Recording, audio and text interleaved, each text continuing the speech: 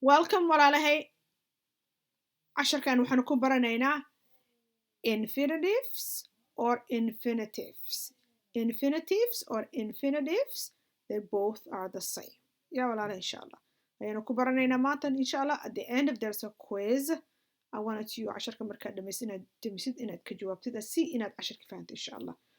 أعوذ بالله من الشيطان الرجيم بسم الله الرحمن الرحيم ولا حول ولا قوة إلا بالله حسبنا الله ونعم الوكيل توكلت على الله وكفى بالله وكيل. السلام عليكم ورحمة الله وبركاته. السلام عليكم ورحمة الله وبركاته. والله وايد السلام يا حرجينا دي وعنتين ميل وبقى جوبتين إن شاء الله. والله عشان كنا معتا و infinitives إن شاء الله مركو جوه رئيسه عشركة وحيريا وأنا آخرين وأنا معنانية إيقافكي آخر سكود بيو قيبة الدنبة ست ترتيبا يانو آخرين ولا يساوي مركان لما يو دين لي قيبة الدنبة ست ترتيبا آخرين إن شاء الله ساوي هذا. What is محويها an infinitive verb? Infinitive verb كله هذا محويها يبالو يري. An infinitive verb فعل كان infinitive كله that means فعل an end and the mal هين بالغ وضع is a type of a verb وفعل نوعه that typically appears كاد أو كسو بحا with the word to وحو كسو هربحا أرجع to the موجودة before it. So to the to the market قرت كده بيد قري سواء لقى وضع such as for example to run in ad already or أما to jump in ad body to walk to dance all of them حاضركتا فعلك أوي فعلك what to run jump walk dance مرك محارك to run to jump to walk to dance that's أيها واحد كيشة aad ka samaysaa taas what it is infinitive verbs waxa la dhahay waa kuwan weeyaan marka dara ereyga to uu soo raaco sababtoo ah waa wax aan dhamaanin ama wax aan isbedelin stays the same regardless of the subject ya walaal insha Allah. An infinitive verb is a verb waa ficil verb form waa ficil that usually begins ku bilaabanay with muxuu ku bilaabaa to and is not conjugated means ما بدلو to show si uu ku tuso tense معناها tensiyada ma arta tense markaan ka hadlayno so wuxuu isma bedelaa ereyga walk oo kale hadii lagu siiyo wuxuu noqonayaa walking walked mujeda will walk all of that noqonaya but this one it does not change regardless of the subject la isticmaala isma bedel walaalayaa sababta when I'm using I aan rabo walk muxuu noqonayaa I walk markan he walks basta hadar he walked mujeda hadar raba in a present continuous he is walking hadar raba past continuous he was walking yeah he will be walking so that's what isma bedela lakin this one this infinitive isma bedel waa to and the base form of the fi'l walaale that's what I really hadar saa fahantay dan casharkii dan waad fahantay markasta walaale insha Allah. So the subjective verb agreement. What is subjective verb agreement? So فعلك subject and verb agreement وإن subject وافقسن يهي فعلك.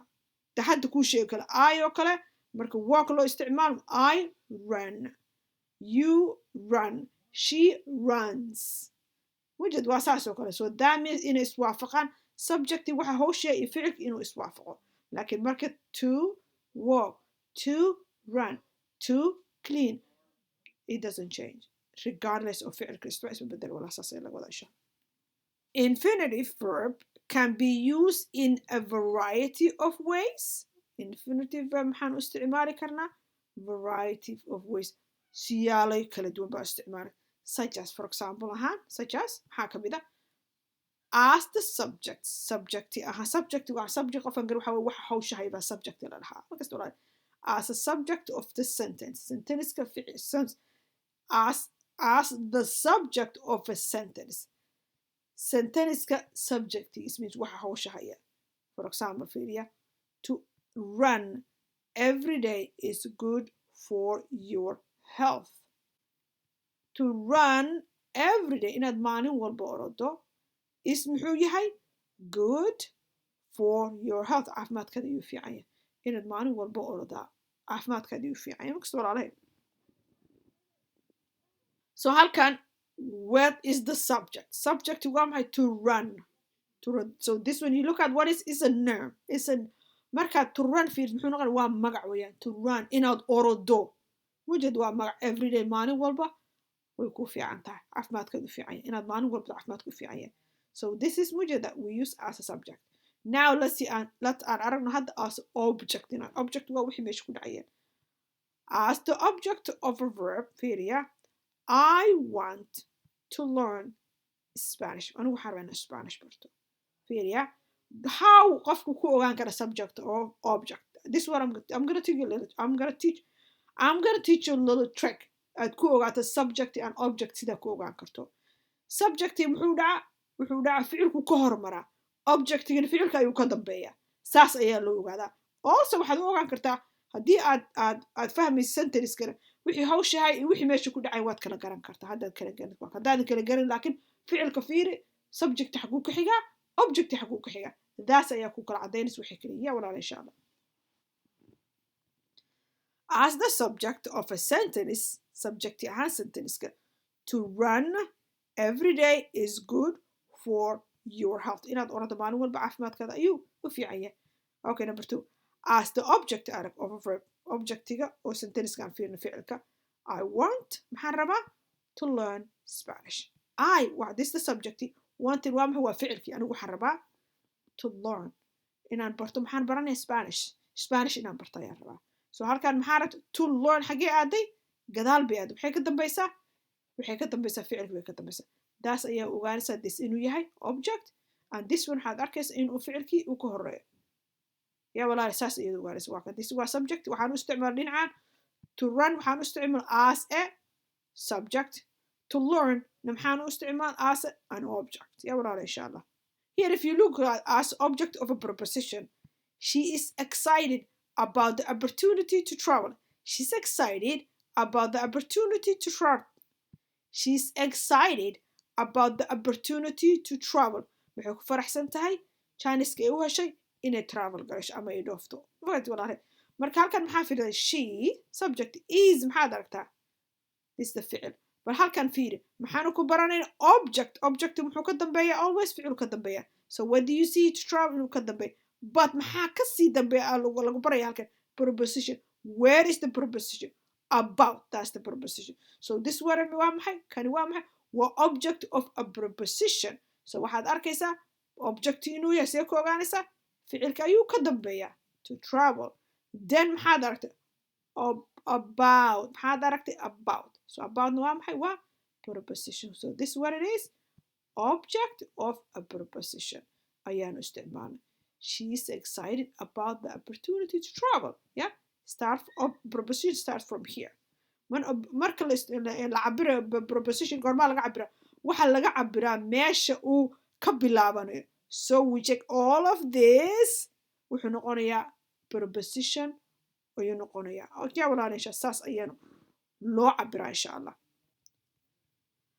as a complement after inuu dhammaystiro certain verbs ficilo qaarkood not all the ficilaha maaya ficilada qaarkood like this one like love hate ereyadaas oo kale mujeedaa okay now let's see I love to read books this is the ficilka yeah muxuu complement ku yahay to read muxuu kan wax ka sheegaya kan wax ka sheeg I love to read muxuu ka sheegaya kan this complement means wuxuu dhammaystirayaa ama wax ka sheegaya waa this one complement ku yahay muxuu complement galaynayaa in qofkan aniga aan jeclahay inaan buugta akhriyo I love to read so ereyga to read waa maxay to read waa maxay waa infinitive waa infinitive to read markasta walaale so muxuu dhacay baa lagu yiri maxaa iraahdaa ficilo qaarkeed ayuu dhacaa laakiin kuwaan oo kale love hate or like that like love hate ereyadaas kuwaas oo kale yaa walaale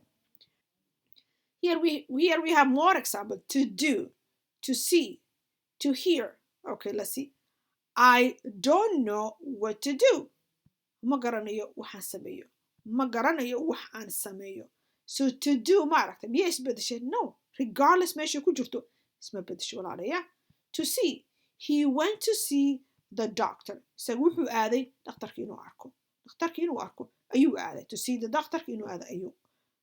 He went to see the doctor. isaga wuxuu u baxay inuu dhakhtarka arko. Markasta walaalahay insha Allah. So maxaa dar to see ma isbedesho maya. To do ma isbedesho maya. Isbeddelayso. To hear in aad maqasho. I have some news you might not want to hear. I have maxaan haystaa some news akhbaar baan hayaa. I have some news waxaan haystaa akhbaar you might not want to hear. waxaa laga yaabaa inaad maqasho inaadan rabin akhbaartaas. Maybe is hadal aan fiicnayn weeyaan. Ma fahantay? So sometimes people doesn't want to hear hadallo xun haday nobody wants to hear. Ma kaste sababto energygaada dhan wuxuu mess up ka dhigayaa. Ma kaste so I have some news you might not want to hear. waxaan ku hayaa news that laga yaabaa inaad maqasho inaadan rabin. So marka ereyga to hear waa maxay? isma bedeshay? No, isma bedelaa walaala insha Allah. Ya saa ogaada meeshu haddii aad only aad fahanto meeshu ku jiro ya infinite to something haddaad isma bedelayo, then that's waxaad ogaanaysaa inuu yahay to-da haddaa rabto aad ficilka soo xigaa infinitiveka soo xiga aad isbedelaynin, then you know that inuu yahay infinitive verb inuu yahay insha Allah.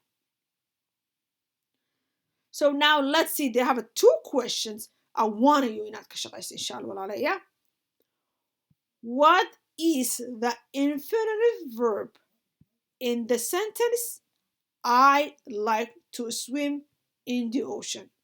What is the so infinitive ficilka or in the sentence kani muxuu yahay ku yiri I like to swim in the ocean. So what is the answer? jawaabta maxay noqonaysaa? fiiri waxaan hadda ku soo baraya ka baar here. So what is it? I want you to answer. Number 2. What is the infinitive verb in the sentence? Well, the same thing. So muxuu yahay?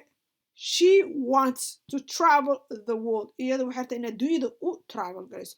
So marka waxaa rabaa inaad ka jawaabtid aad qalin hoos ka mari kartid right away adoo xataa casharka daada fahmadaa fiirisid. So how do you look at it? fiiri maxaa ku jira then hoosaa ka xariiqaysa insha Allah. Yeah? Now let's see jawaabta walaalahay. Here's the answer. The first question had the infinitive verb muxuu noqday to swim. To swim. And ka kale muxuu noqday to travel. To travel. Yeah, walaalahay. Let's see. So what arkaysa here? If you look at it here, I like to swim in the ocean. maxaad aragtay? To. maxaa soo xigay? Swim. halkaana maxaad aragtay? She wants to travel the world, right? So maxaad aragtay? To travel. sidaas hataa even casharka daafa maarta is very easy inaad kasoo dhex bixiso walaala insha Allah. Yeah?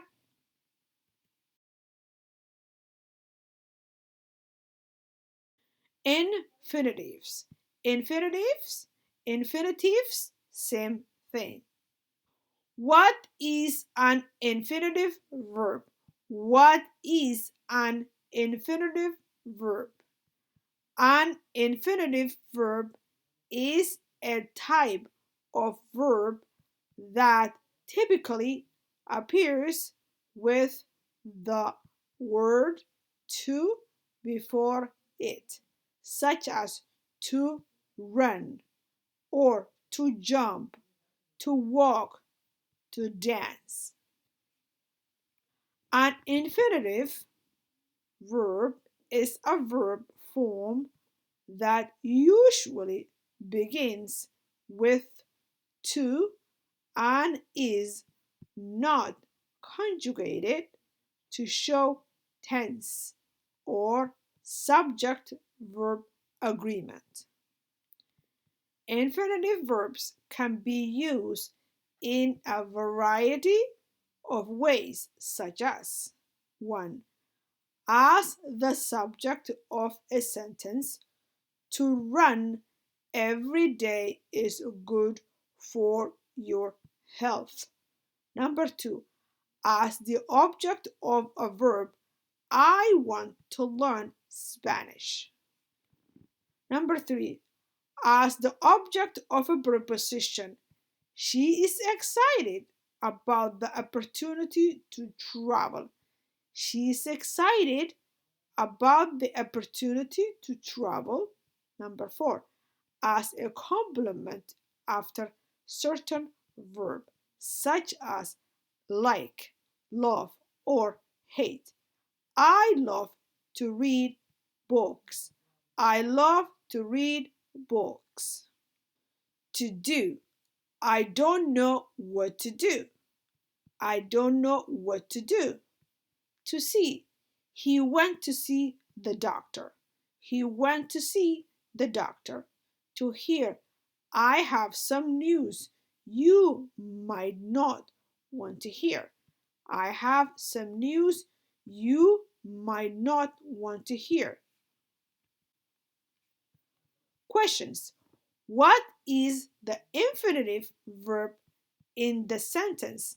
I like to swim in the ocean. Number 2.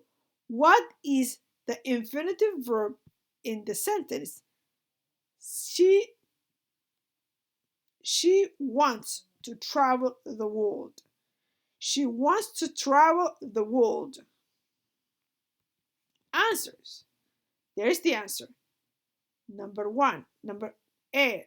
The infinitive verb is. سؤال قولي جوابته to swim. To swim. سؤال labaad jawaabteed muxuu noqonayaa to travel. To travel. That's so. sababta waxa easy u yahay.